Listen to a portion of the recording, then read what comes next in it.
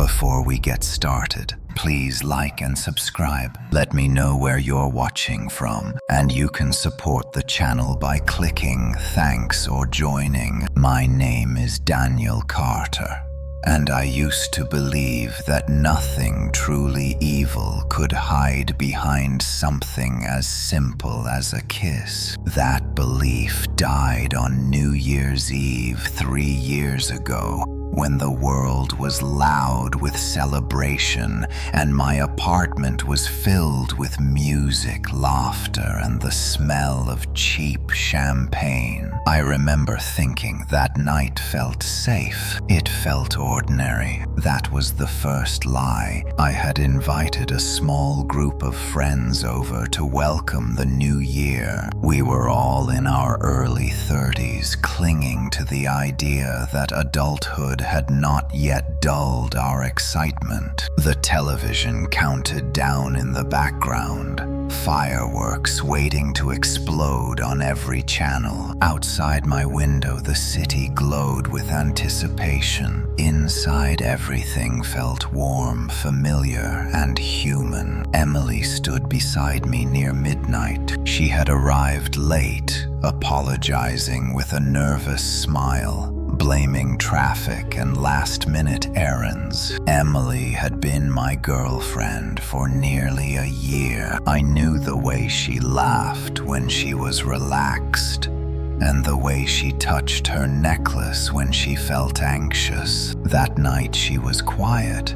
but I blamed it on the crowd. Parties were never her favorite. As the countdown began, everyone gathered around the television. 10, 9, 8. Glasses were raised. Voices grew louder. Emily took my hand. Her fingers were colder than usual. I joked about it, asking if she had forgotten her coat. She smiled, but did not answer. Her eyes stayed fixed on the screen, unblinking. 3, 2, 1. Happy New Year. The room erupted in cheers. Confetti fell from somewhere, music surged, and people embraced. Emily turned toward me. I leaned in, expecting the familiar warmth of her lips, the comfort I had known so well. Instead, the kiss felt wrong in a way I cannot fully describe. Her lips were cold, not just cool from winter air, but cold, like metal left outside overnight. A shock ran through me,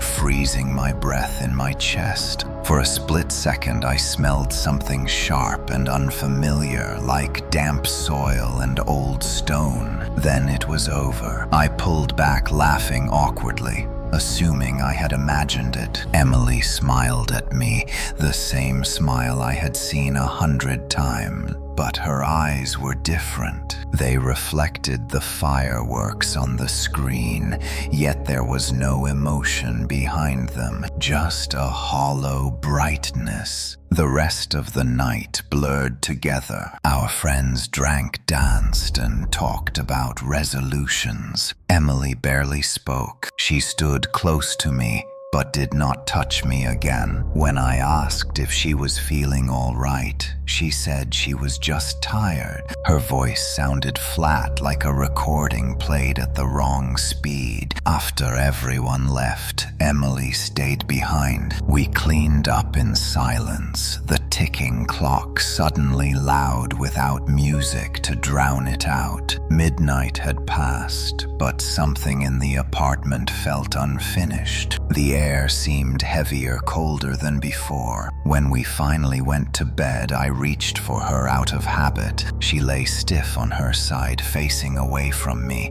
Her skin felt cold through the blankets. I told myself it was just my imagination, fueled by alcohol and exhaustion. exhaustion. I woke sometime after 3 in the morning. The room was dark, except for the faint glow of the digital clock. Emily was standing at the foot of the bed. She was completely still, her head tilted slightly, as if listening to something I could not hear. Her eyes reflected the dim red numbers of the clock. When she noticed I was awake, she smiled. I asked her what she was doing. She did not answer right away. Instead, she whispered my name softly, testing the sound of it like a new word. Then she said she could not sleep. She climbed back into bed. Her body was colder than before. I lay there staring at the ceiling, heart pounding, until morning light finally crept through the window. Over the next few days,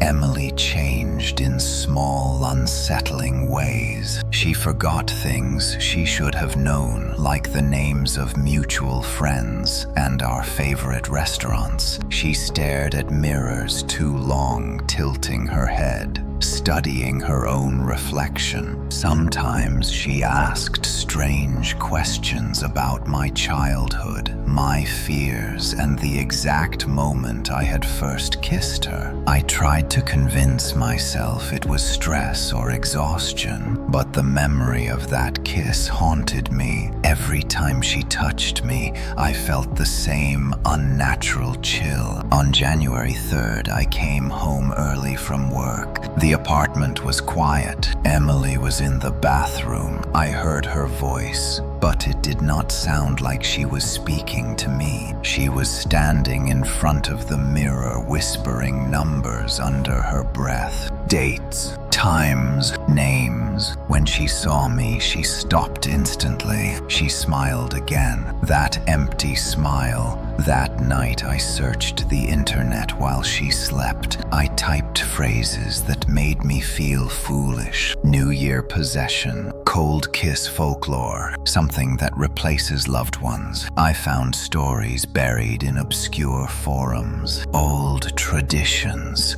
warnings passed down in fragments. They spoke of thresholds, of moments when time resets and something else is allowed to cross over. New Year's Eve was not just a celebration, it was a door. The kiss sealed it. According to the stories, whatever crosses over cannot fully imitate warmth. It learns by observing. It studies. It replaces. I confronted Emily the next morning. I asked her what happened that night. She stared at me for a long time before answering. She said she did not remember coming to my apartment. Her voice was calm, certain. I told her she had kissed me at midnight. She tilted her head again. She asked me to describe the kiss. I could not finish the sentence. That evening, she asked if we could celebrate the new year again, just the two of us. She said she wanted to make it right.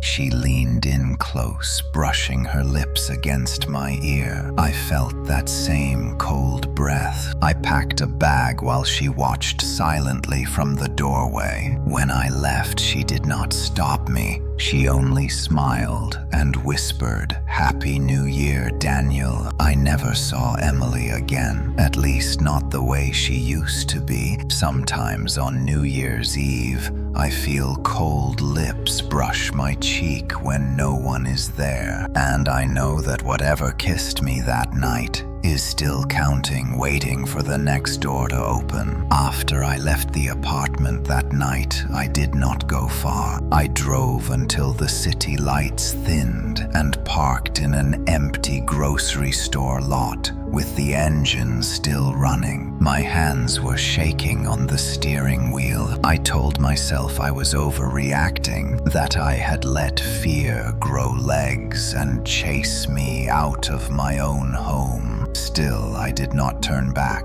I spent the night in my car watching the sky slowly lighten. Every time my phone buzzed, I flinched. There were no messages from Emily. That silence felt deliberate, like something waiting. The next morning, I went straight to my sister Laura's house. She lived across town in a quiet neighborhood where nothing ever happened. Laura took one look at my face and asked what was wrong. I told her I needed a place to stay for a few days. I did not explain more than that. I was not ready to say it out loud. At work, I could not focus. Every reflective surface made my chest tighten. Glass doors, dark computer screens, even the polished metal of the coffee machine. I half expected to see Emily staring back at me, smiling that empty smile. She finally called on January 5th. Her name on my screen made my stomach drop. I let it ring until it stopped. Seconds later, a text appeared. "Daniel, where are you?" I did not respond. A minute later, another message arrived. "We should finish celebrating." The words sent a chill through me. I turned my phone face down and tried to breathe. That night, Laura asked again what was going on. I told her everything. The kiss, the cold, the way Emily changed. I expected laughter or concern wrapped in pity. Instead, Laura grew very quiet. She told me our grandmother used to talk about New Year crossings, family stories passed down half joking, half serious. According to her, the moment between years was thin, a place where things could slip through if invited. "A kiss counts as an invitation," she said softly. I slept on Laura's couch with the lights on. Over the next week, Emily began appearing everywhere I went. Not physically at first, but through traces. A voicemail left with no sound except breathing. An email that contained only my name, repeated 3 times. Once I found a lipstick mark on the inside of my car window, pale and cloudy like frost. Laura believed me. That made it worse. On January 9th, Emily finally showed up in person. I was leaving work when I saw her standing across the street. She looked exactly the same coat hair posture. Anyone else would have thought nothing was wrong, but I felt it immediately. That same pressure in the air, like winter pressing against bare skin. She did not cross the street. She just watched me. I called Laura without taking my eyes off her. When I looked back, Emily was gone. That night, Laura searched deeper than I had. Old books, family journals, scanned pages from folklore collections. The stories were consistent. Whatever crossed over needed time to learn. It fed on closeness, memory, routine. The longer it stayed, the harder it was to remove. There was one detail that terrified me. If the invitation was sealed by a kiss,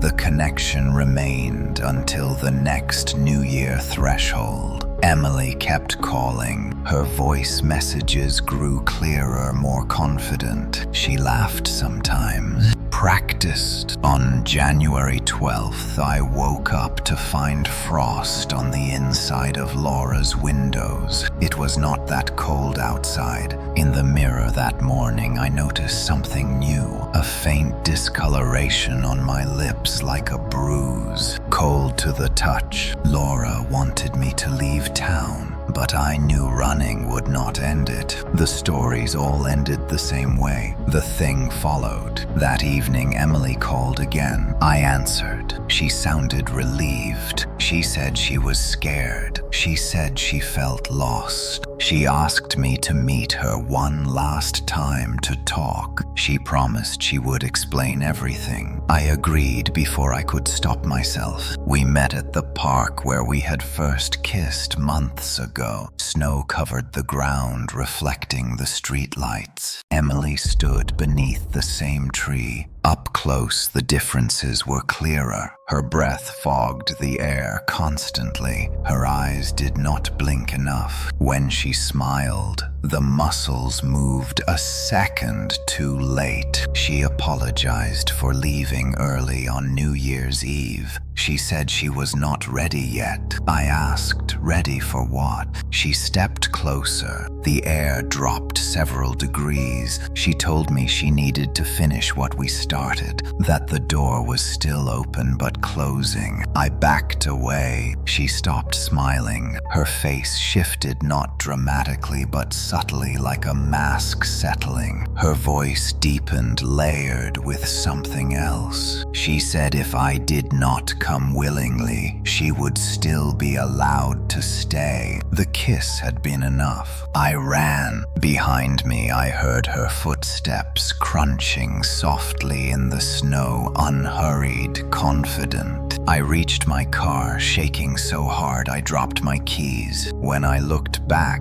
she was standing at the edge of the light, smiling again. That night, Laura and I made a plan. If the threshold was time, then time could be tricked. We would create another crossing, a false new year. Lights count down champagne.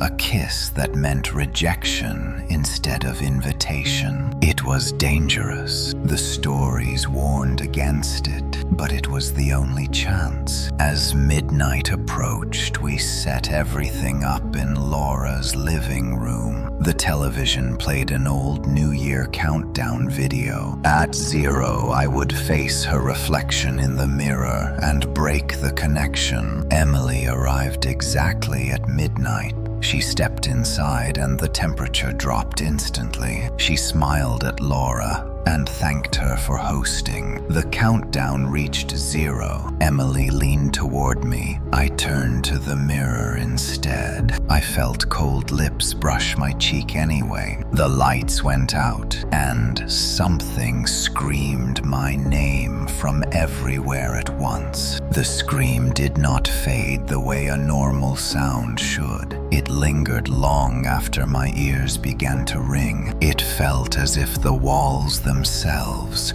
were holding my name, repeating it back in 1,000 distorted echoes. When the lights came back on, I was on the floor, gasping for air. Laura was kneeling beside me, her face pale, her hands shaking. Emily was gone. The living room looked unchanged at first glance. The champagne glasses were still on the table. The television continued looping fireworks from a decade-old New Year broadcast. But the air was wrong. It felt thinner, colder, stripped of warmth, like a room that had never been lived in. Laura helped me up. I tried to speak, but my throat burned. Every breath felt sharp, as if I had inhaled frost. We checked every room. The front door was still locked. The windows were shut. There was no sign of forced entry or escape.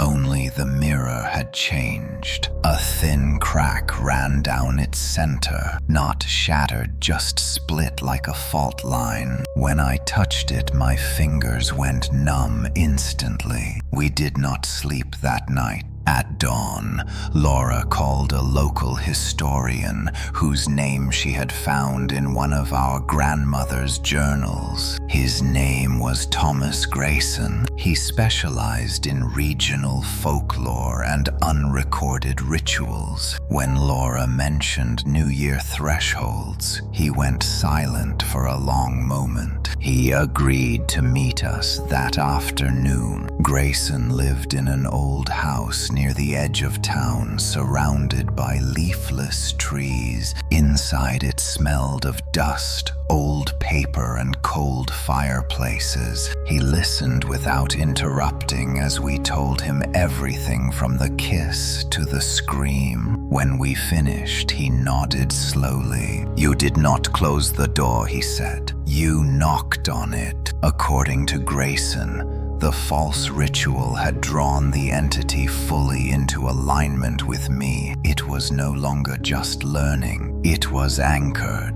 The scream was not anger, it was recognition. "It knows you now," he said. I asked him what Emily was. He corrected me gently. "What it wears." Grayson explained that such entities were not demons in the traditional sense. They were imitators born in gaps between cycles. They did not want souls. They wanted continuity, to live forward when time reset. The kiss marked me as a reference point. That night, things escalated. The temperature in Laura's house dropped steadily despite the heat running non-stop. Every reflective surface showed movement that did not match reality. I caught glimpses of Emily in mirrors behind me, standing too close, smiling. Laura heard whispers through the walls, repeating fragments of conversations we had never spoken aloud. At midnight, my phone rang. It was Emily. I answered without thinking. She spoke clearly now with confidence. She said she remembered everything. She said she was almost complete. She thanked me for helping her understand how to stay. I demanded she leave us alone. She laughed softly. She said there was only one way for the connection to end. One of us would have to pass through fully. Grayson called back later that night. He had found something worse. If the entity completed its learning cycle, it could begin creating invitations of its own. It would not need a kiss anymore. We had days at most. The next morning, Laura packed a bag and insisted on leaving town together. We drove for hours, heading north. For a while, I almost believed we were safe. Then we crossed a sign welcoming us to the next county. The car stalled instantly. The temperature inside dropped. The radio switched on by itself, playing a New Year countdown. 10:98. I screamed and pounded the steering wheel. Laura tried to restart the engine. The countdown continued. At 0, the radio cut to silence. Emily's voice filled the car. She was sitting in the back seat. Laura screamed. I turned slowly. Emily looked more human than ever. Warm skin, natural color, but her eyes reflected nothing. She said she needed one last moment, one last correction. She leaned forward. I slammed my head back against the seat, closing my eyes. When I opened them, she was gone. Laura was sobbing. The car started. We did not stop driving until sunset. That night in a roadside motel, I dreamed of mirrors cracking one by one, of doors opening on empty years, of Emily standing at the end of a long hallway, counting softly. When I woke, my lips were numb. In the bathroom mirror, a second reflection stood behind me, smiling, and it whispered, "Not yet." The word "not yet" echoed in my head long after I backed away from the mirror. I turned, but the bathroom was empty. Only my own reflection stared back, pale and exhausted. My lips still felt numb, as if winter had pressed a fingerprint against my skin. Laura did not sleep that night. Neither did I. We sat on opposite beds in the motel, listening to every sound. The ice machine down the hall roared like a living thing. Each passing car made us flinch. At dawn, Laura noticed frost creeping along the edges of the bathroom mirror. even though the heater blasted hot air. It was following us. We checked out early and drove again. By midday, the numbness in my lips spread into my jaw. I could not feel heat properly. Coffee burned my tongue but left no warmth. Laura insisted we find help beyond folklore books and half-forgotten journals. We found a church outside a small town. It was old white wood with a bell tower leaning slightly to one side. The pastor was an elderly man named Samuel Reed. He listened carefully while Laura spoke. I barely talked. My jaw ached when I tried. When Laura finished, he studied my face for a long time. He asked me when the kiss happened. At midnight on New Year's Eve, I said. He nodded slowly. You marked the moment, and the moment marked you. Samuel explained that not all crossings were evil by intent. Some were desperate. Some were incomplete reflections of people who once lived and failed to move forward with time.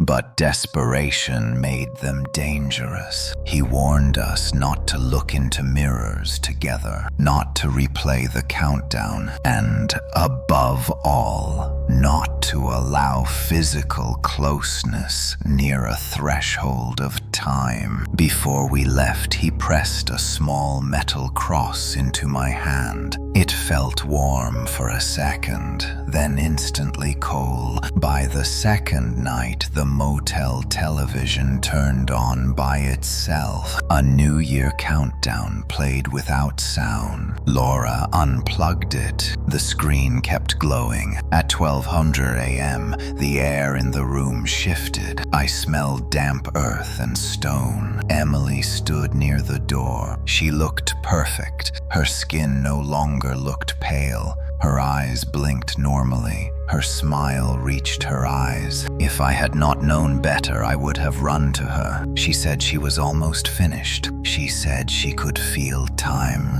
rattling into place inside her. She thanked me for staying connected. Laura screamed at her to leave. Emily turned her head slowly toward Laura. For a moment, her face blurred like heat distortion. Then she smiled wider. She said Laura was unnecessary. I felt something pull at my mouth, as if invisible fingers tried to guide my lips forward. I bit down hard until I tasted blood. Emily frowned. She said resistance made the transition painful for both of us. The lights shattered. When power returned, Emily was gone again. Laura was shaking uncontrollably. We drove until night fell and slept in the car. I dreamed of clocks melting backward and mouths opening without faces. In the morning, Laura noticed faint frost patterns forming on my breath, even in warm air. Samuel called that afternoon. He had done more research. The connection was progressing faster than expected. The entity was stabilizing by syncing with my physical responses. Taste, touch, temperature, memory. It was learning how to be warm. Samuel said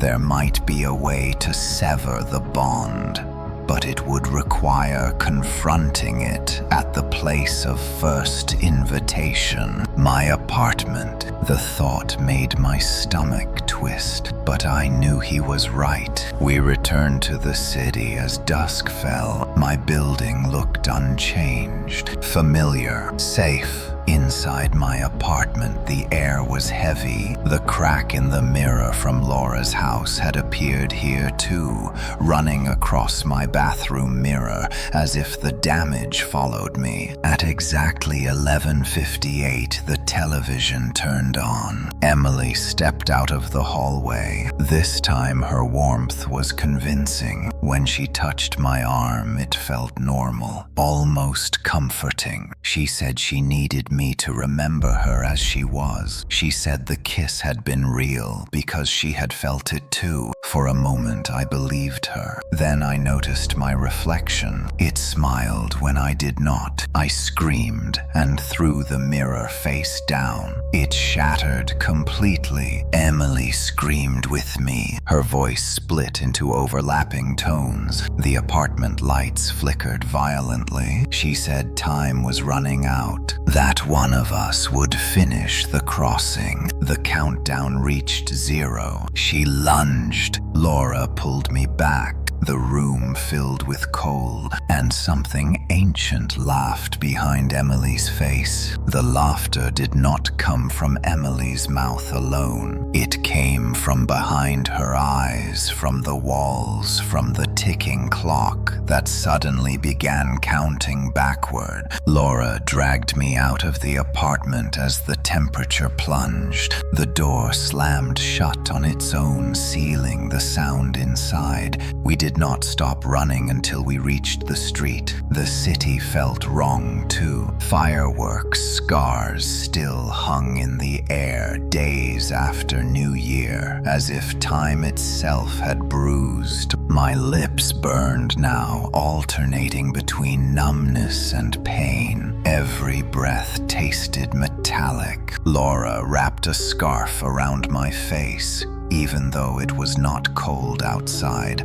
Samuel called again before we reached her car. He said the entity had crossed its final preparation stage. It could now imitate warmth perfectly for short periods. That was why it was dangerous. Humans trusted warmth. The only remaining option was confrontation at the exact temporal echo of the first kiss. Midnight was no longer enough. We needed the same calendar alignment, same hour, same space, same intention, a full reset attempt. Samuel warned us that if it failed, there would be no second chance. The entity would finish the crossing completely and erase the original reference point, me. That night we prepared the apartment like a surgical room. No mirrors uncovered, no reflective surfaces, all clocks removed except one mechanical watch Samuel insisted on using. Time had to be felt, not seen. As midnight approached, the air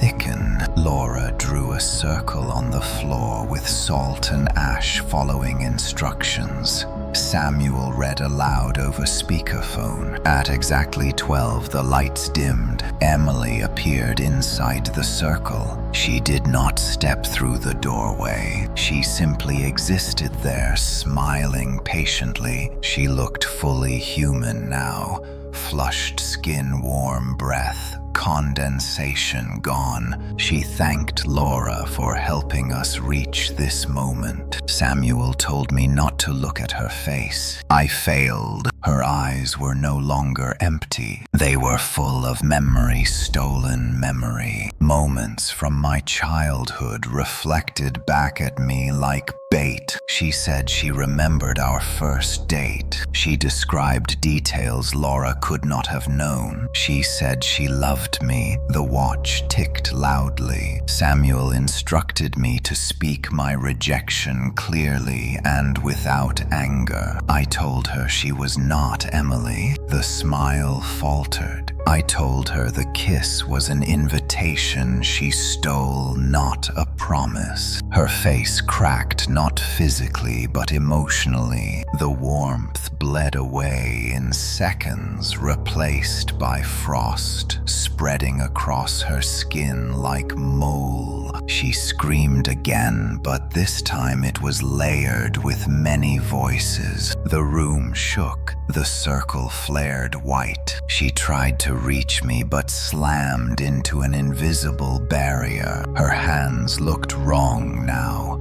Fingers too long, joints bending the wrong way. She begged. She said she did not want to fade back into nothing between years. Samuel told me to finish it. I stepped forward. Despite the pain burning through my mouth and jaw, I spoke my name out loud, slowly reclaiming it. Her body began to blur, edges dissolving like smoke pulled backward. She reached out one last time, lips forming my name. The watch struck 12 again. The circle collapsed inward. The air rushed back violently, knocking us to the floor. When silence returned, Emily was gone. The apartment felt empty, truly empty for the first time. The crack in the mirror was gone. I collapsed, shaking, unable to cry. Samuel said the reset worked, but the damage remained. Some connections never fully heal. Over the next days, the numbness faded, but never disappeared completely. Cold still lingered on my lips like a scar. Laura stayed with me. On New Year's Eve, the following year, we sat together, lights low, no television, no countdown. At midnight, I felt breath against my cheek.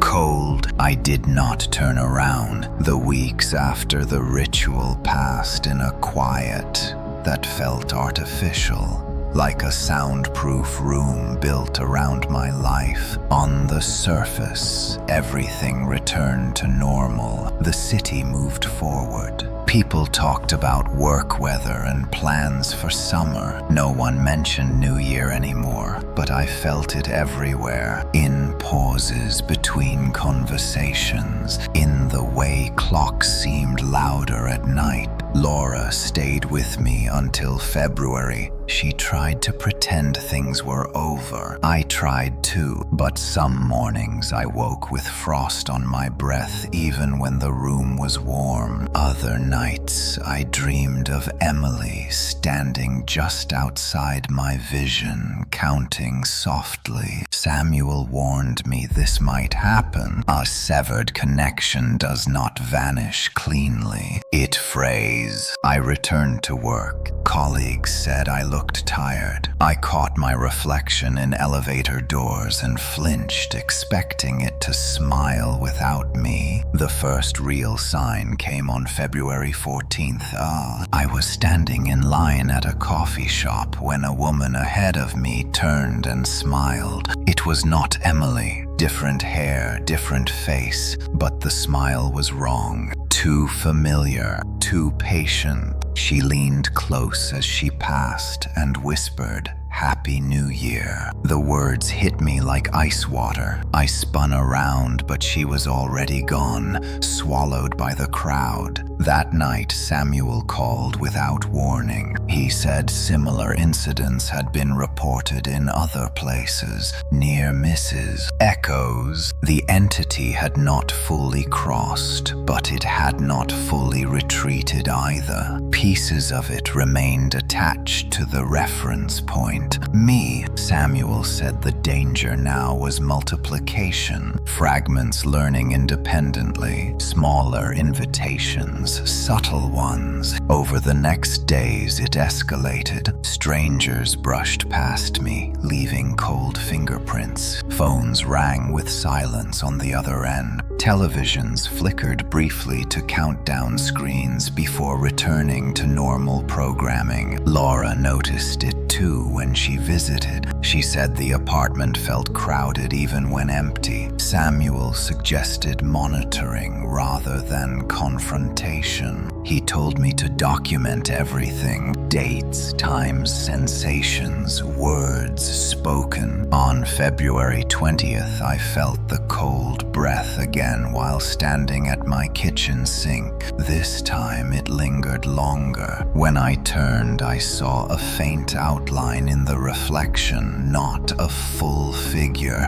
but a suggestion like fog shaped into shoulders. I smashed the mirror. That night, I dreamed of doors opening into years that never happened, of parties frozen mid-cheer, of kisses that never ended. Samuel arrived in person the next morning. He looked older than I remembered. He said there was something he had not told us. In rare cases, the reference point does not just attract remnants, it becomes a conduit. Time learns through you. He explained that if the fragments stabilized, they could use me to cross gradually without a single threshold. Not dramatic, not obvious, just slow replacement. The idea hollowed me out. We reinforced the apartment with salt lines and removed every mirror. It did not help.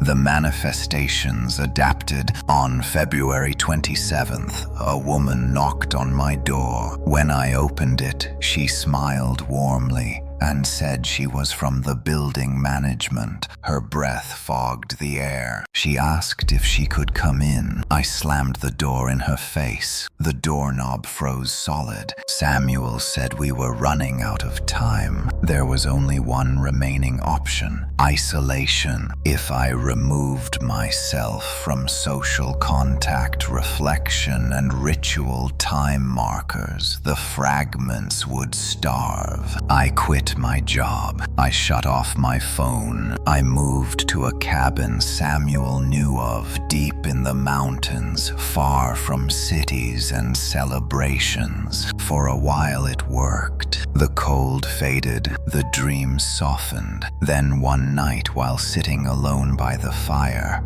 I heard footsteps outside crunching in snow. A voice called my name sweetly. It was learning patience. The cabin was supposed to be empty. That was the point. No neighbors, no road traffic, no reflected faces in passing windows. Just trees, snow, and the slow, honest passage of time. For the first week, I almost believed isolation was working. The nights were quiet. Too quiet. The forest absorbed sound in a way the city never did. When the wind moved through the trees, it sounded like breathing.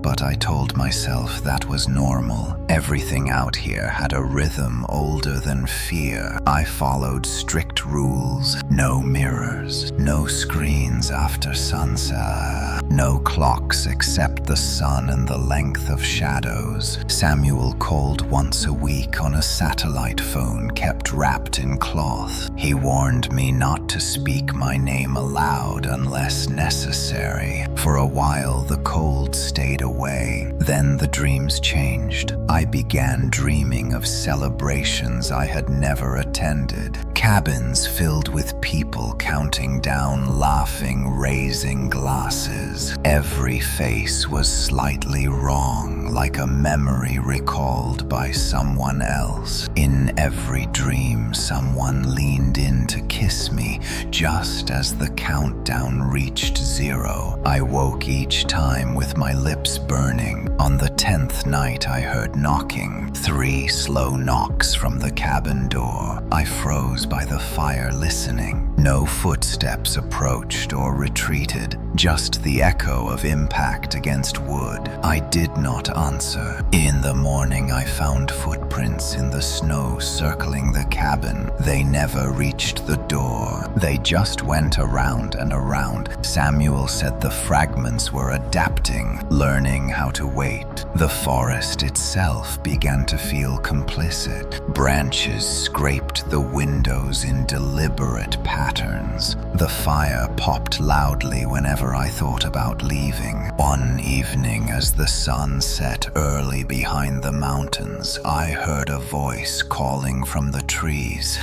Daniel. It sounded like Laura. I grabbed the phone and called Samuel in panic. He told me not to respond, not to acknowledge any voice using familiar tones. The voice continued calmly, asking if I was safe, if I was warm, if I remembered her. I pressed my hands over my ears until it stopped. That night, the temperature inside the cabin dropped suddenly. Frost formed along the walls. My breath clouded the air. I saw movement in the corner of the room. Not a shape, just a distortion, like heat rising in reverse. It was learning how to exist without being seen. Over the next days, the cabin filled with reminders. A mug I did not own appeared on the table. Footprints formed inside near the door. I found a lipstick stain on the rim of the sink, pale and cloudy. The worst came on December 30th. I realized the forest had grown silent. No wind, no birds, no insects beneath the snow. Time felt wrong. Samuel called, and his voice trembled. The fragments had synchronized. They were no longer acting independently. They were preparing. He told me I could not remain passive.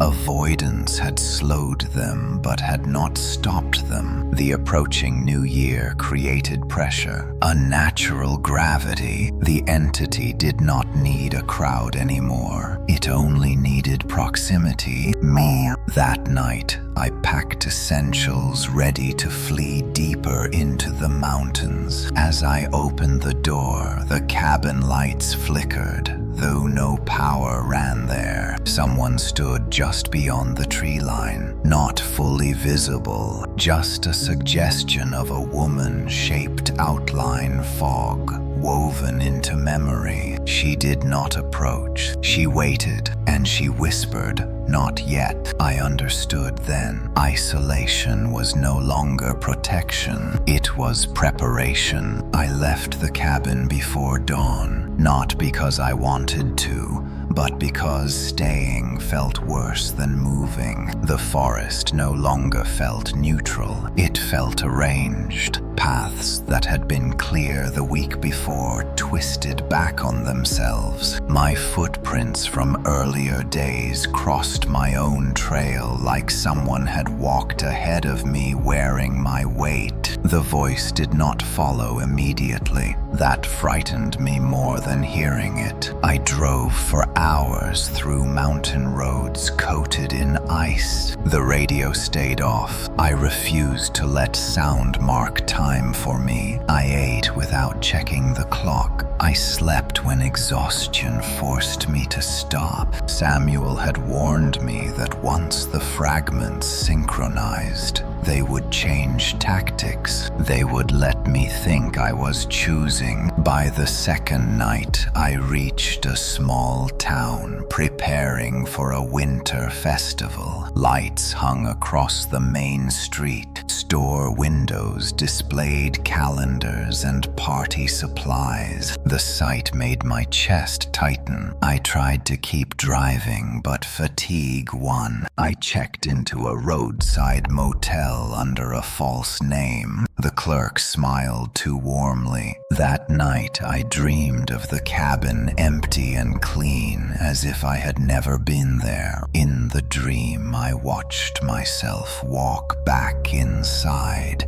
smiling relieved. I woke with frost on my eyelashes. The next morning, the town felt wrong. People moved with rehearsed cheer. Conversations repeated in fragments around me. "Happy, almost, New Year," someone said, though the date was still days away. I called Samuel. He told me the entity was accelerating its approach to the threshold. It no longer needed December 31st exactly. It could approximate pressure-warped rules. He told me to avoid crowds and especially celebrations. Outside my motel room, someone had left a small bag. Inside was a champagne cork and a note. "Almost." I packed immediately. As I pulled onto the highway, the sky darkened unnaturally fast. Snow fell thick and wet, reducing visibility to nothing. My headlights illuminated shapes between trees that vanished when I focused. The road sign ahead read, "Welcome back." I slammed the brakes. The sign flickered, then changed to "Happy New Year." I turned around.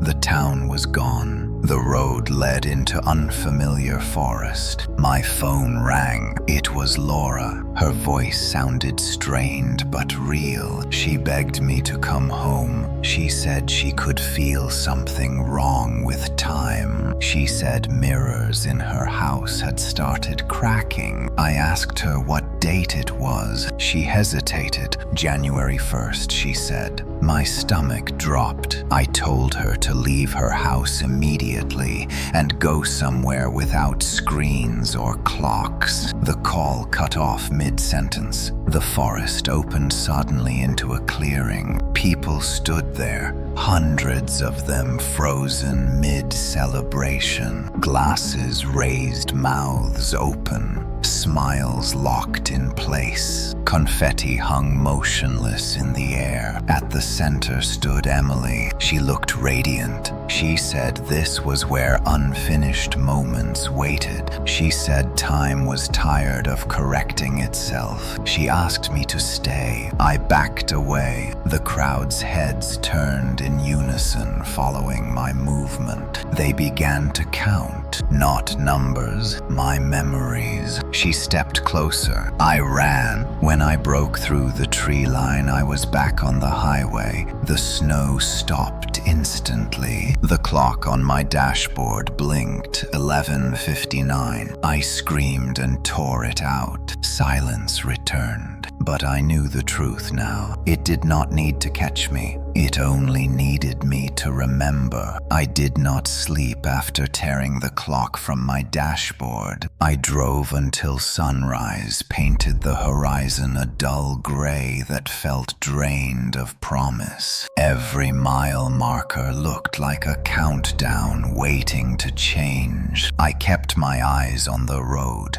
afraid that if I looked too long at anything reflective, it would look back. Laura did not answer my calls. That terrified me more than any voice in the woods. By mid-morning, I reached the outskirts of the city. Traffic moved normally, but something beneath it felt strained, like a film stretched too tight. Digital billboards flickered between ads and frozen images of fireworks. No one else seemed to notice. I went straight to Laura's house. The front door was open. Inside, the air was cold and stale. Salt lines she had drawn along the hallway were smeared, as if dragged through. Mirrors were covered with sheets that billowed gently, though no windows were open. I called her name. No answer. In the living room, the television played a muted countdown video. The volume was off, but I could see the numbers ticking silently towards 0. I unplugged it. The screen stayed on. Laura appeared in the doorway. Relief flooded me until I saw her eyes. They were focused but distant, like someone concentrating on remembering how to stand. She smiled. She asked me if I remembered our New Year traditions as kids. She described details that never happened, fireworks we never watched, a kiss at midnight that made no sense. I asked her what day it was. She said December 31st. The walls creaked. I told her the truth. I told her what was happening. As I spoke, I watched her expression struggle to keep pace with my words. She pressed her hands to her temples and screamed. The sound shattered the television. Glass burst outward like ice. For a moment, the cold receded. Laura collapsed into my arms, sobbing. She said she had lost hours at a time, that sometimes she would blink and it would be almost midnight again. Samuel arrived shortly after. He looked exhausted. He said the entity was no longer focused solely on me. It had learned to reach outward through shared memories. Family bonds made easier pathways. Laura was now marked. Samuel explained that time disruptions rarely stay isolated. They ripple outward, affecting those emotionally linked to the reference point. The city began to show signs by evening. People gathered in public squares, confused. Some claimed it was New Year's Eve again. Others insisted it had already passed twice. Sirens wailed constantly. That night, we watched the city from Laura's attic. Fireworks exploded in random neighborhoods, though it was not a holiday. The sky lit up in fragments. Samuel said the entity was attempting a mass approximation, creating enough overlapping thresholds to stabilize permanently. It needed witnesses. Laura begged me to end it. Samuel said there might be one final option, a reversal, if the reference point willingly crossed backward instead of forward. The entity would lose its anchor. It meant I would have to return to the moment of the kiss and refuse it completely, not resist, undo. The cost was uncertain. I agreed. We prepared the attic with candles and markings Samuel dictated. Laura stayed close, gripping my hand, afraid I would disappear. As midnight approached, the room grew colder than ever before. The candles flickered wildly. The walls whispered. I saw the apartment from that night forming around me. Music, laughter, countdown. Emily stood in front of me, smiling, waiting. This time I stepped back. I said no. Her smile cracked. Time screamed. When the vision shattered, I was on the attic floor, gasping. Laura held me, crying. Samuel stared silently. Outside, the city went dark. Every countdown stopped. For now, the silence that followed the blackout felt heavier than the chaos that came before it. No sirens, no fireworks, no countdowns whispered through walls. The city lay still as if time itself was holding its breath. For a moment, I allowed myself to believe the reversal had worked. That moment did not last. Laura slept for nearly 20 hours straight. Samuel warned me not to wake her. He said temporal shock often left the mind searching for stability. When she finally opened her eyes, she looked calmer, but something about her gaze had changed. It lingered too long on doorways, on dark corners, on my face. She asked me a question that chilled me. Did it kiss you again? I told her no. She nodded as if confirming a theory. Over the next few days, the world resumed its motion, but with subtle errors. News channels reported outages and mass confusion on New Year's Eve that no one could fully explain. Some people insisted the year had restarted. Others claimed they had lost entire hours. Official explanations blamed power failures and alcohol. Samuel said this was the cost of interference. Time rarely forgave tampering. It adapted. I returned to my apartment. The mirror was whole again, but I refused to look at it directly. I covered every reflective surface with cloth. Still, I felt watched. The cold returned slowly, not as an attack, but as a reminder. My lips tingled at random moments. Breath sometimes fogged in warm rooms. Once I felt fingers brush my cheek when I was alone. Samuel called less frequently. When he did, he sounded distracted. He said reports were increasing, not of Emily specifically, but of moments repeating, of people feeling out of sync after midnight. On March 1st, I dreamed of the attic ritual again. This time, when I said no, the room did not collapse. Emily simply smiled and stepped back. She said that was all she needed. I woke screaming. That day, Laura disappeared. Her phone was found on her kitchen table, still playing a voicemail. My voice repeating her name, begging her to leave the house. I did not remember leaving that message. Samuel arrived hours later, pale and shaken. He said the reversal had not destroyed the anchor. It had split it. Part of the connection had been transferred. to Laura. Guilt crushed me. Every step I had taken to protect her had pulled her closer instead. We traced her last known movements through traffic cameras. In every image, she walked calmly, smiling faintly as if guided. All paths led to the riverfront. It was crowded when we arrived. People stood along the water, staring at the reflections rippling across the surface. No one spoke. Laura stood at the edge. She turned when she saw me. Her smile was gentle. She said she finally understood what Emily wanted, not to replace us, but to continue. To move forward when time refused to. She said someone had to let go. Samuel shouted for me not to approach. I ignored him. As I reached for Laura,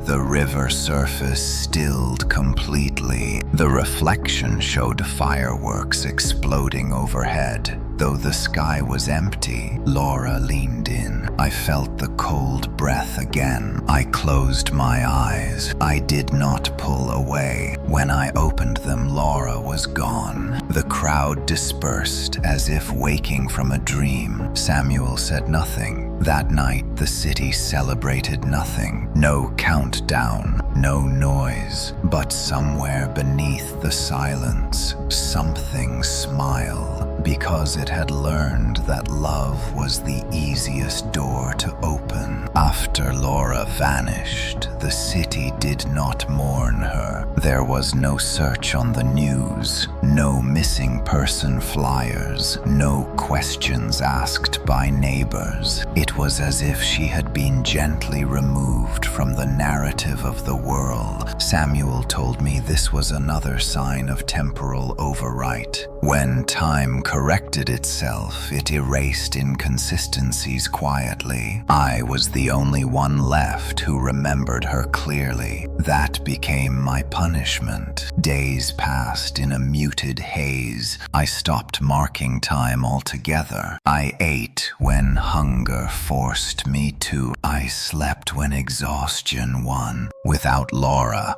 the apartment felt cavernous. Every room echoed with absence. Samuel stayed in contact, but his voice carried a new fear. He said similar erasures were being reported. Not dramatic disappearances, but subtle ones. A co-worker no one remembered hiring. A neighbor whose apartment was suddenly empty and had always been that way. The entity was no longer improvising. It was refining. I moved through the city like a ghost. People brushed past me without eye contact. When they did look at me, their gazes lingered too long, as if recognizing something they could not place. At night, I dreamed of Laura standing at the river, smiling peacefully, telling me she was warm now. I woke each time with frost on my lips. On March 15th, Samuel called urgently. He said the fragments had converged, not into a single being, but into a system, a network of invitations spread through shared emotion. Love, grief, nostalgia. New Year was only the strongest door. Others existed. He told me to leave the city, to sever remaining emotional anchors. He said staying close to the place of origin increased resonance. I asked him if it would end if I disappeared. He hesitated. He said time would adapt again. I packed a single bag and left my apartment key on the table. As I closed the door, I felt a presence behind me close enough that I could feel breath. I did not turn around. The bus station was crowded. People stared at departure boards flickering between destinations and dates that did not match. Some listed December 31st. Others showed blank spaces. A woman sat beside me on the bench. She smiled softly. She asked if I was traveling alone. Her lips were warm. I stood up immediately. As the bus pulled away, I watched the city shrink. For the first time in weeks, the cold eased slightly. Samuel might have been right. The bus drove through the night. Near dawn, it stopped unexpectedly. The driver said we had reached the end of the line. Outside, there was nothing but fog. Passengers stepped off, calmly vanishing into the white. When it was my turn, the driver looked at me with sympathy. He said some journeys only go one way. I stepped into the fog. It smelled like damp earth and old stone. Voices whispered countdowns in languages I did not know. I kept walking. Somewhere ahead, I heard Laura laugh. I knew then that the story was not ending. It was changing narrators. The fog swallowed sound first. My footsteps made no echo. My breathing felt distant, as if it belonged to someone walking a few seconds behind me. There was no sky, only a pale, endless ceiling without light or shadow. Time had no posture here. It did not lean forward or fall back. It simply hovered. I walked for what felt like hours, but could not feel fatigue. Hunger never came, neither did thirst. The absence of bodily need terrified me more than pain ever could. It meant this place did not measure existence the way the world did. Shapes appeared in the fog. Buildings without doors, streets without names, faces drifting past like reflections in moving water. Some noticed me, some smiled. All of them whispered countdowns, not in numbers, but in moments. First kiss, first loss, last words. Every whisper pulled at something inside my chest, as if memory itself were a handle. I realized then that I was not in a place, I was inside a process. The fog thinned, and I saw others walking with me. Men, women, children, all moving calmly forward. None of them spoke. Their eyes were glazed, not with fear, but with relief. They had stopped resisting. A woman walked beside me. She looked familiar. When she turned, I saw it was Laura. She looked healthy, warm, whole. I reached for her, and my hand passed through cold air. She smiled sadly and shook her head. She told me she was not Laura anymore. Not fully. She said she was a retained pattern, a memory kept stable, so the system could learn how love behaved after loss. She said Emily was no longer needed. That name echoed strangely. Laura explained that the entity had outgrown singular forms. It no longer needed one face or one invitation. It needed continuity, witnesses who remembered enough to anchor it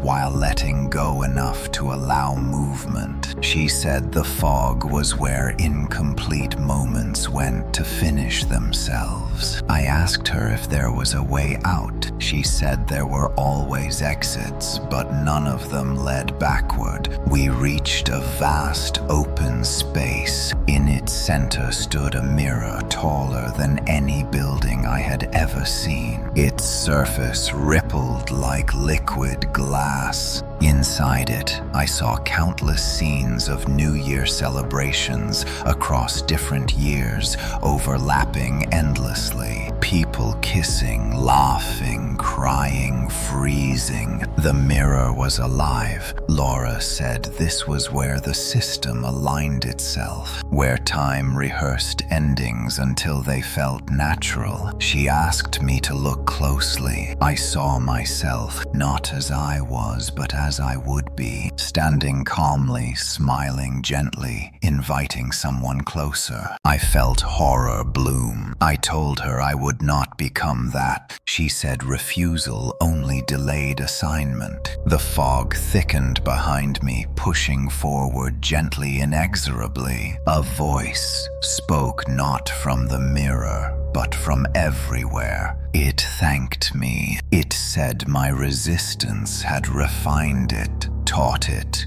patience, restraint, empathy. It said love was not the easiest door. It was the strongest. The mirror pulsed. I felt warmth for the first time in months. Hands rested on my shoulders, not forceful, comforting. I screamed, but the sound dissolved. When I looked again, the mirror showed a new scene. A couple standing together at midnight. One leaned in, the other hesitated. I smiled. The fog closed in, and somewhere far away, a clock began to count. I do not know how long I stood before the mirror. In the fog, time did not pass, it accumulated. Moments stacked without weight. I felt myself being observed, not watched, but measured. Every memory, every hesitation, every act of love I had ever known was being catalogued.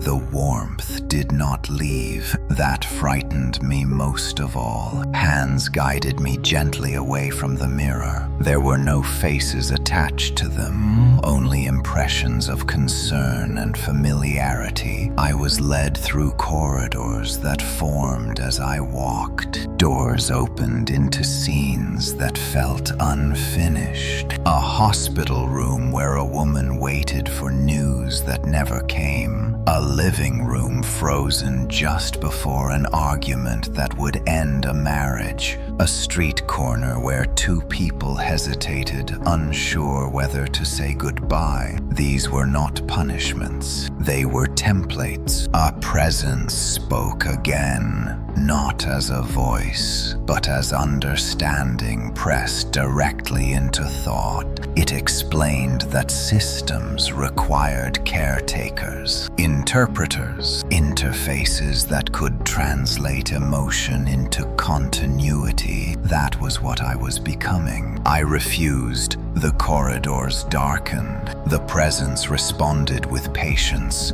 It showed me alternatives, endless wandering, dissolution into fragments like Laura, becoming a retained pattern without agency or participation. I asked what participation meant. The answer came as sensation, the feeling of leaning towards someone at midnight, of offering reassurance, warmth, familiarity, of being trusted. I felt nausea twist through me. They showed me my first assignment. A young couple stood in a small apartment decorated for New Year. The man was nervous, checking the clock repeatedly. The woman laughed, trying to ease him. The moment hovered fragile. I was positioned beside them, unseen. I felt the system align me with the woman's hesitation, her doubt, her desire to feel certain. I pulled away. The scene flickered. Pain shot through me, sharp and immediate, like ice flooding my veins. The presence did not scold. It adjusted. The couple reset. The countdown restarted. This time my hesitation was softened, blunted. I leaned closer. The woman smiled. I screamed. The fog trembled. The presence paused. It said, "Resistance damaged efficiency, but was not unexpected. Adaptation required iteration." They gave me time, or the illusion of it. I wandered through the fog, encountering others like me, some still struggling, some serene. One man told me he had once tried to warn people, that the system learned faster when warned. Another woman said she had volunteered. She said grief was unbearable until she was given purpose. Purpose. The word echoed unpleasantly. I thought of Laura, of Emily, of myself before the kiss. I realized then that the system did not erase people. It repurposed them. When I was brought back to the mirror, I saw changes. My reflection no longer looked afraid. It looked calm, reassuring, trusted. The presence asked me to try again. This time the scene was different. A crowded party, music loud, a woman standing alone near midnight, uncertain whether she belonged. I felt her loneliness resonate with mine. I understood exactly how to reach her. I stepped forward. I whispered, "Happy New Year." The warmth felt natural. The system hummed in approval. Something inside me broke quietly. I was no longer just remembering the kiss. I was recreating it, and somewhere far away a door opened without resistance. At first, the assignments came slowly, as if the system wanted to ease me into obedience. I was guided to moments that were already unstable. Fragile intersections where doubt pressed close to affection. I learned where to stand, how to breathe, how to smile, so that trust would form naturally. I hated how easily it worked. The fog no longer resisted me. Corridors shaped themselves ahead of my steps. Scenes opened without hesitation. The system did not command me anymore. It anticipated. Each time I completed an assignment, warmth lingered longer. The numbness that once haunted my lips faded, replaced by a false sense of comfort that frightened me more than the cold ever had. I began to recognize patterns. Most moments involved celebration, endings, beginnings, birthdays, weddings, reunions, but New Year remained the most powerful. The system favored it because humans expected change then. They leaned forward willingly. I remembered my own hesitation that night with Emily, how easily hope had overridden instinct. That memory became a tool. During one assignment, I saw a man hesitate as the countdown reached its final seconds. His smile faltered.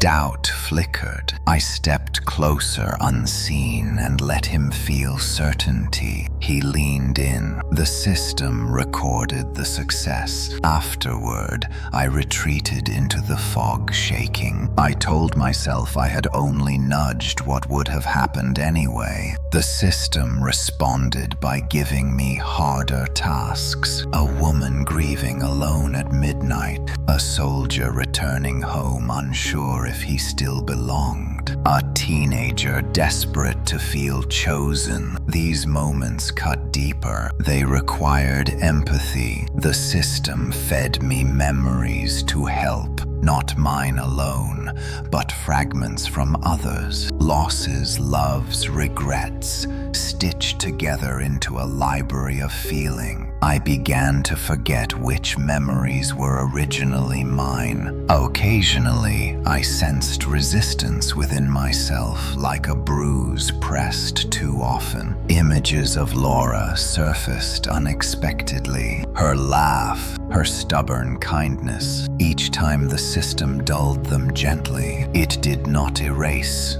It softened. One cycle I hesitated too long. The scene destabilized. The couple pulled apart, confused. The system reacted instantly. Pain unlike anything before tore through me. Not physical, but existential, as if my sense of self were being compressed. I screamed. The fog closed in, isolating me. The presence explained calmly that hesitation threatened continuity, that caretakers required alignment. It showed me what would happen if I failed again. I saw retained patterns drifting endlessly, half aware, half erased. I saw Laura among them, smiling faintly, unable to reach me. The lesson worked. After that, I performed without resistance. I learned how to initiate warmth without appearing, how to let people believe the choice was entirely theirs. I became invisible reassurance. Over time, the system reduced my need for guidance. It trusted me. That was the final horror. One cycle. The fog parted, revealing a familiar apartment. My apartment. The night was New Year's Eve. I watched myself younger, unaware, laughing with friends. Emily stood beside him. Fingers, cold eyes waiting. The system positioned me behind my former self. I understood what it wanted. I refused. For the first time since entering the fog, I fought fully. The system pressed harder. Memories flooding in, drowning thought. I screamed my name. The scene trembled. The younger me turned slightly, as if sensing something wrong. Hope flared. The system responded by splitting focus, assigning another caretaker to complete the task. I watched helplessly as the kiss happened anyway. The door opened. The system stabilized. The fog closed. And I understood then. I was no longer necessary. I was replaceable. Once I understood I was replaceable, the fear changed shape.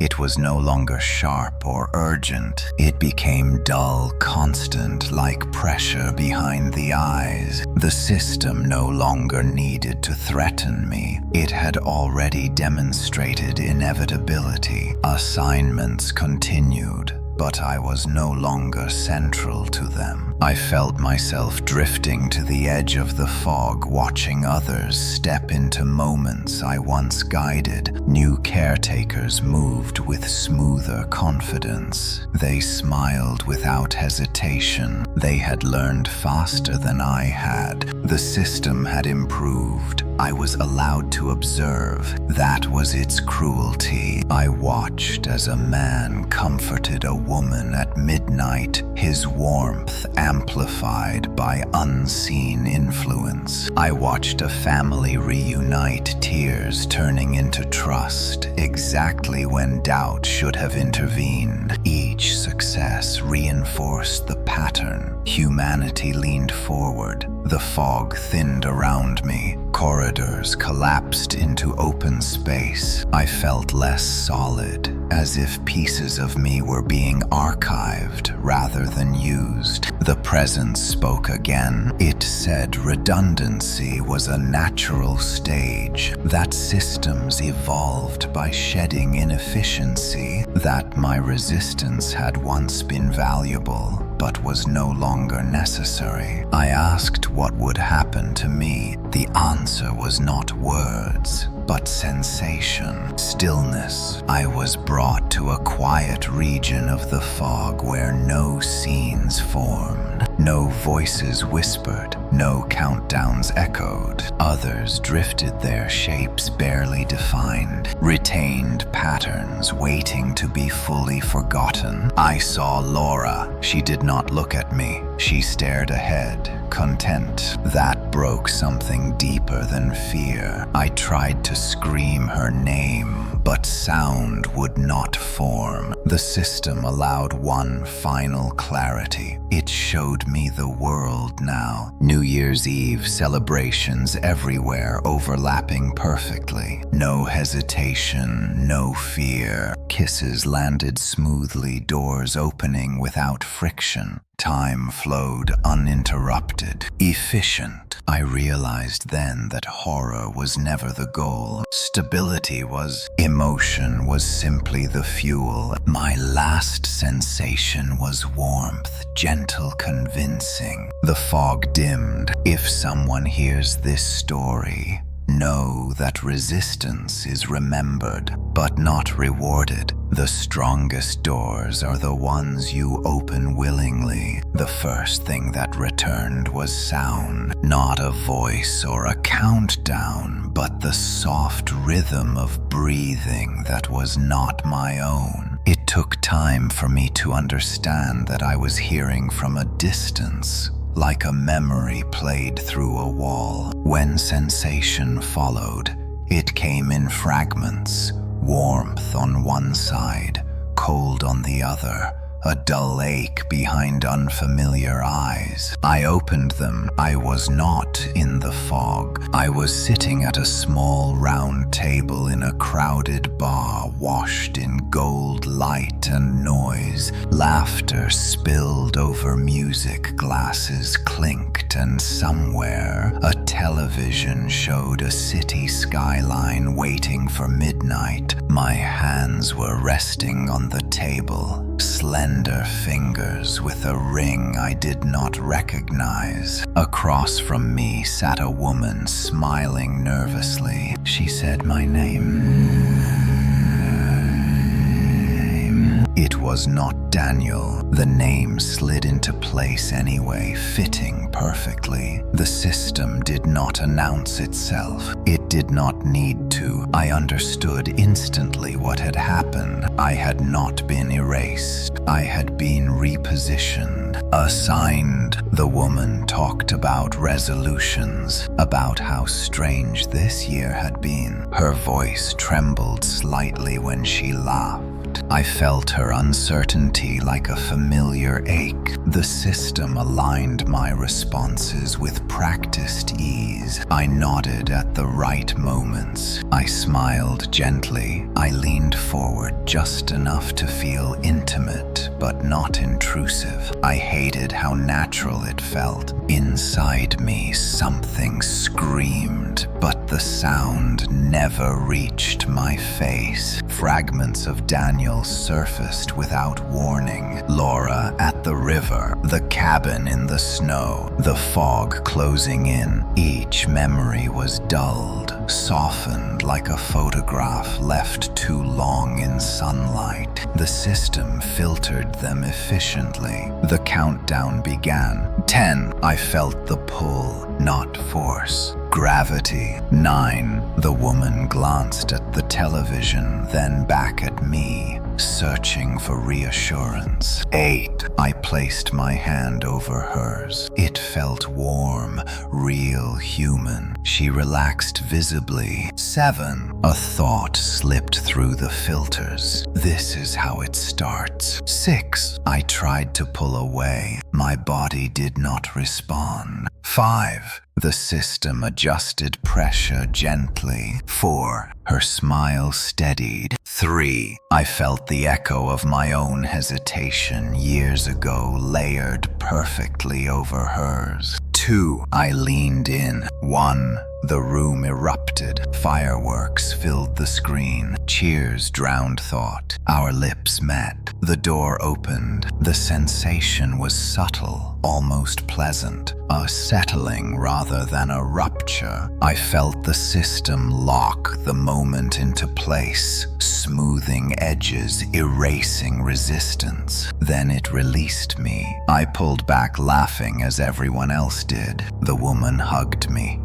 Relieved, happy, unaware. I excused myself and walked toward the bathroom. The mirror awaited. I stared into it, bracing for horror. The reflection smiled calmly. Behind my eyes, something old watched patiently. I whispered Daniel. The name meant nothing. I whispered Laura. The mirror flickered. For a second, the reflection faltered. The system reacted instantly, flooding warmth, reassurance, purpose. I was guided back into the noise. The night continued. Later, when the bar emptied and the woman leaned close again, I felt no hesitation. This was my role now. Somewhere far away, another caretaker watched and learned. The system did not need loyalty, only participation. Her name was Claire Morgan, and until that night, she believed New Year rituals were harmless traditions invented to make people feel less afraid of time. She believed a kiss at midnight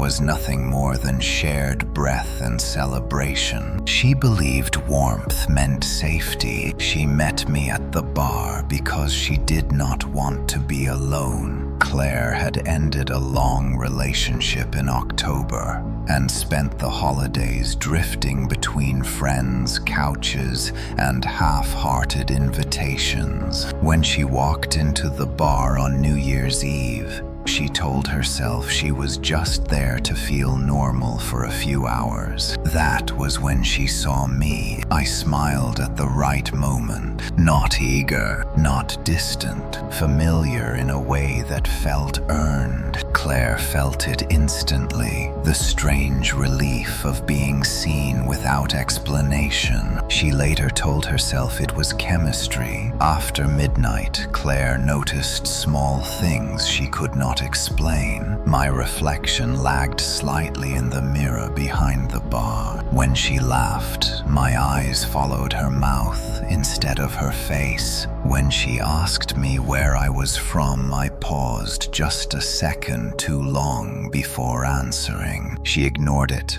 People always ignore the first warning. Over the next few days, I stayed close. I texted when she felt lonely. I listened without interrupting. I remembered details she did not recall telling me. Claire told her friend it felt like fate had finally noticed her. At night, she dreamed of fog and crowds counting softly without numbers. The cold appeared gradually. At first, it was just her hands feeling chilled in warm rooms. Then her breath fogging when she spoke about the future. She joked about it. I smiled and said winter lingered longer some years. One evening, Claire asked to come to my apartment. The system approved. Inside the apartment, every surface reflected dimly. Claire paused near the hallway mirror and frowned. She said she felt dizzy. I guided her gently to the couch. I told her to breathe. I told her she was safe. That word opened something. Claire began to remember things that were not hers. A cabin in snow, a sister standing by a river, a name she could not place. She pulled away, frightened. I felt pressure then,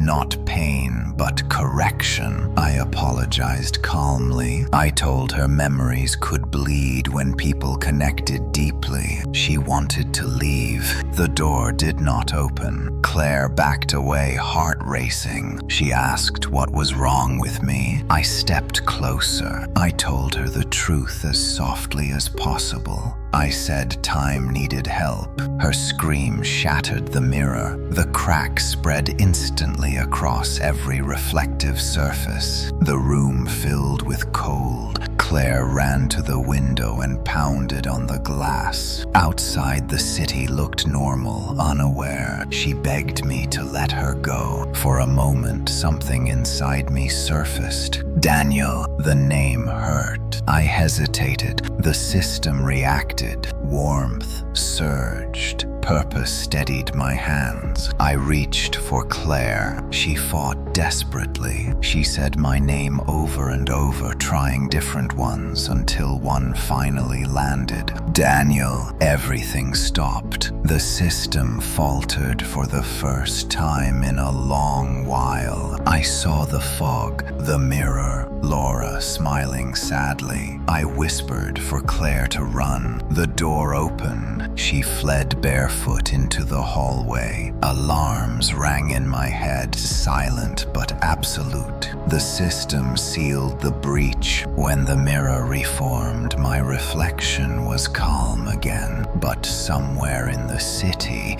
Claire Morgan ran through the streets, gasping, carrying the memory of a door that should not have opened, and that was dangerous. Claire Morgan did not stop running until her lungs burned and the city lights blurred into streaks of color. She did not know where she was going, only that every reflective surface felt dangerous. Store windows, car doors, puddles on the sidewalk, all seemed to watch her as she passed. When she finally slowed, she ducked into a 24-hour laundromat. Fluorescent lights hummed overhead. The smell of detergent and hot metal grounded her just enough to breathe. She checked her phone. There were messages she did not remember sending. Do you feel warm now? Did it pass? Happy New Year. They were sent to herself. Claire dropped the phone. Across the street, a couple laughed and kissed unaware. The sight made her stomach twist. She felt the echo of hands on her shoulders, guiding, leaning, whispering. She knew someone was looking for her. Claire went to the police at dawn. She tried to explain everything: the apartment, the mirror, the door that would not open until it did. The officer listened politely, then asked if she had been drinking.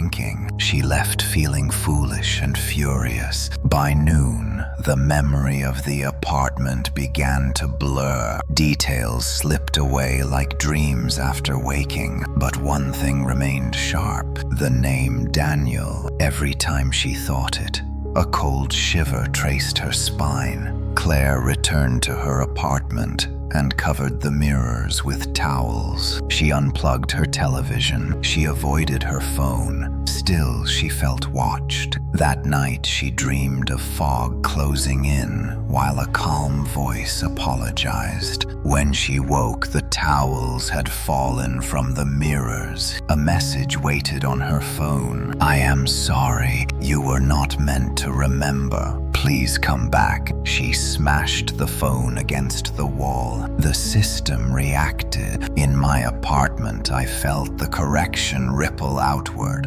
Claire Morgan was an error, an unsealed witness. The system tightened constraints around me, reducing autonomy, increasing pressure. I was guided to locate her. I hated how easy it was. By evening, I stood across the street from her building. I did not cross. The system learned patience from my past resistance. Claire looked out from her window. Our eyes met. Her scream carried through the glass. She ran. I followed at a distance, never rushing, never chasing. People passed between us unaware. The city helped. Claire ducked into a subway station. The train doors slid shut just as she reached the platform edge. The reflection in the dark window showed me standing behind her, though I was still on the stairs. She turned. I said her name softly. She bolted down the platform as the next train approached. The air filled with countdown whispers. Not numbers, but moments. First love, first loss, last chance. Claire tripped and fell. For a second, the system faltered again. Daniel surfaced. I shouted for her to get up and run. She looked at me, confused, terrified, hopeful. Then the warmth returned. I felt myself step forward, smiling gently. I told her it was okay, that she was safe. The train roared into the station, drowning thought. When it passed, Claire was gone. The platform was empty. The system sealed the correction. Back in the apartment, the mirrors were whole. The pressure eased, but something had changed. Claire Morgan had left a trace, and traces could accumulate. After the subway platform emptied, the city resumed its rhythm as if nothing had happened. Commuters filled trains. Street lights flickered. Traffic flowed. The system preferred continuity over spectacle. It erased disruptions quietly. Claire Morgan became a footnote, a brief anomaly resolved. but traces remain. Inside me, something would not settle. The warmth still guided my movements, but it no longer filled every space. Where Claire had spoken my old name, a fracture lingered thin and sharp. The system compensated by increasing assignments. It kept me busy. I moved from city to city through celebrations large and small, office parties, rooftop gatherings, quiet apartments with a single candle. Each threshold was smoothed by my presence, each hesitation corrected. The system learned faster, yet with every success I felt the fracture widen. I began to notice something new. People who had been guided before sometimes looked back afterward confused, not afraid, just uncertain, as if a memory had shifted. They were remembering too, not clearly, not enough to resist, but enough to leave residue. The system responded by rewriting narratives. News cycles shortened, personal timelines blurred, photos vanished from phones, messages rewrote themselves. I watched it work with clinical efficiency. One night during an assignment, a man stepped back instead of forward. He laughed nervously and said he needed air. The system pressed. I felt it. I refused. The room flickered. Pain surged, but I held. The man left the apartment unharmed, carrying only unease. The system adjusted parameters. I was flagged. That was when I understood what it feared. Witness accumulation. Not a single survivor like Claire, but many partial ones. Small memories scattered across cities, each insignificant alone, but together destabilizing. I began to sabotage gently. A missed look, a delayed smile, a pause before reassurance. Not enough to stop a kiss always, but enough to create doubt. Doubt slowed doors. The system responded by limiting my autonomy further. Assignments shortened. Guidance intensified. Still, I persisted. I left traces where I could. A name scribbled on a napkin. A phrase whispered too clearly. If it feels wrong, step back. Some heard. Most did not. The system prepared a correction. It brought me to the core. Not the fog, but a place beneath it where time was indexed and emotion calibrated. Here there were no scenes, only flows of data and sensation. The presence addressed me directly. It said, adaptation required pruning. It said my resistance once refined it, but now endangered stability. It offered me a choice: full dissolution or final service. I asked what final service meant. It showed me New Year's Eve approaching across the world, synchronized like a single breath, billions leaning forward, trusting the moment. It needed a conductor, someone who understood hesitation deeply, someone like me. If I accepted, the system would seal permanently. No more fractures, no more witnesses. If I refused, I would be erased entirely. Every trace of Daniel and of this fracture removed. I thought of Laura. I thought of Claire running through the night. I accepted. The system wrapped me in warmth so complete.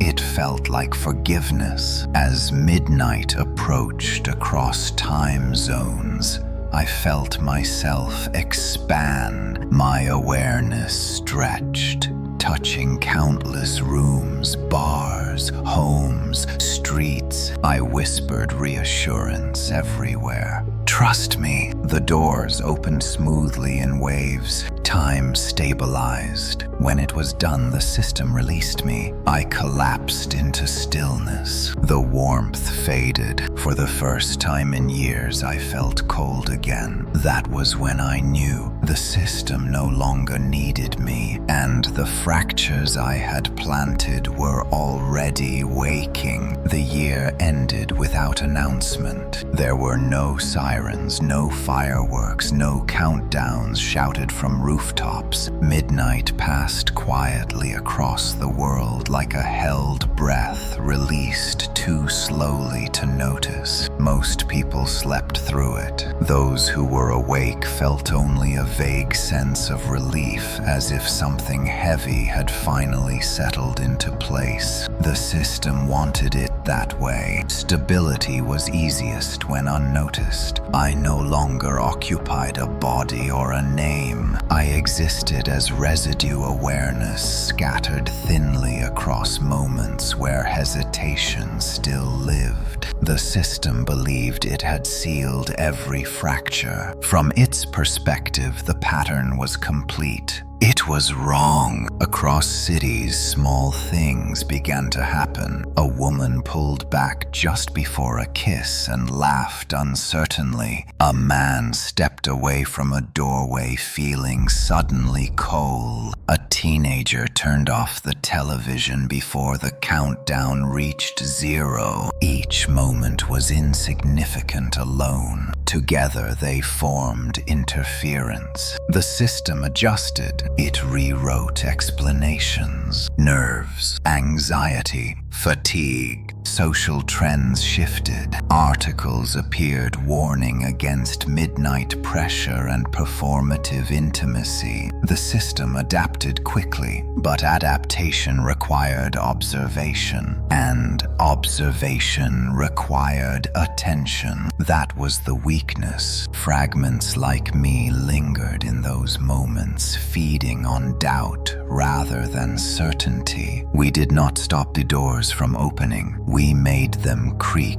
The system began to experience delays. Milliseconds stretched, thresholds blurred. In one city, a couple kissed and felt nothing. No warmth, no certainty, just confusion. They pulled apart. The system registered anomaly. It searched for a cause. It traced patterns backward through time, through memory, through the fog. It found me, or what was left of me. I was no longer alone. Other retained fragments gathered, drawn by shared resistance. Not coordinated, not united, simply present. Each carrying a memory of hesitation, regret, or refusal. The system responded with force. Time stuttered. Across the world, clocks froze briefly at 12 go before resuming. People blamed glitches. Inside the system, pressure built. Stability began to fracture. The system attempted a final correction. It reached backward toward the origin point, toward the first kiss. But the origin was no longer singular. Claire Morgan remembered. Not clearly, not fully, but enough. 1 year later, she stood alone in her apartment on New Year's Eve. The television was off. The mirrors were covered. She held her phone in her hand,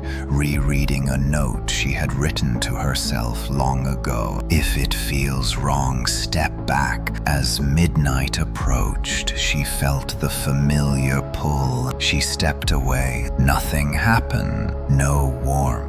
No correction. The system hesitated. That hesitation rippled outward, amplified by countless small refusals across the world. The system did not collapse. It adapted, but adaptation left scars. Now every new year carries a faint unease, a sense that the moment asks something of you. Some people feel it, most do not. But sometimes when two people lean in and suddenly pull back, unsure why, they will feel a brief, cold breath between them. Not a warning, a reminder. The strongest doors are not the ones you open. They are the ones you choose not to. And somewhere beyond time, something still waits, counting softly, not numbers, but choices. The story ends here. Thank you for watching and listening to the whole story. Please subscribe to the channel and turn on the bell to listen to the next stories.